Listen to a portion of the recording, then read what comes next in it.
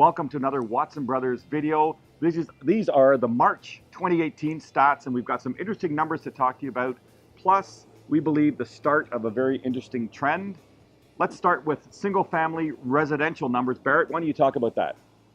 Thanks, Ian. The stats this month are interesting because for about the last 6 months, we've started to see some trends take place. Inventory, as we've been saying the last few months, is going up. Sales volume is starting to drop. But an interesting thing is, even with all of it going on, the average sales price is still up since last year, about $70,000, and median price, about another $100,000 as well.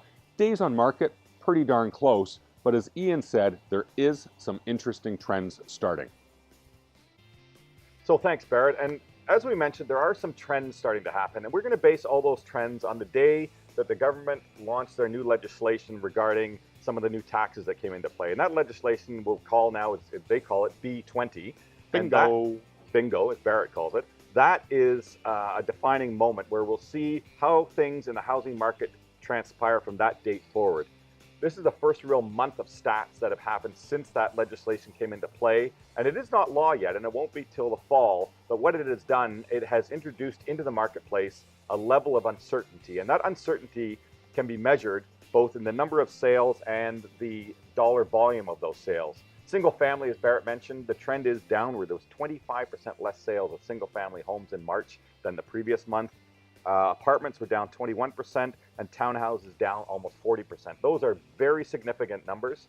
And it's not because there aren't buyers out there. There are buyers out there. Barrett and I, the reason this video is so late this month is because Barrett and I have been working both with listers and sellers all month long, trying to get their houses on their properties on the market.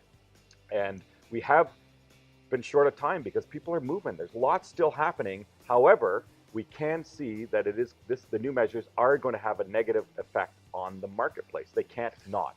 So we're going to keep a real close eye on those. And Barrett's just going to talk to you a little bit more about some of the other issues that we're following.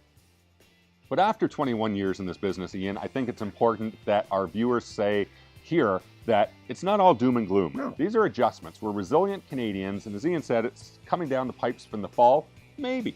There's a lot of pushback that's been going on. There's a lot of talk and a lot of jibber jabber on the CBC these days where the council's not happy, townships aren't happy, cities aren't happy, and that has an effect on the ears of our politicians. So if you don't like what you're hearing out there, let them know what you're hearing. But just like if interest rates jump up a half a point, in the past we would see, wow, things put the brakes on, people go, ooh, wonder how this is going to affect things, and then they go, still need to live somewhere, still need to buy a house, still need to sell a house.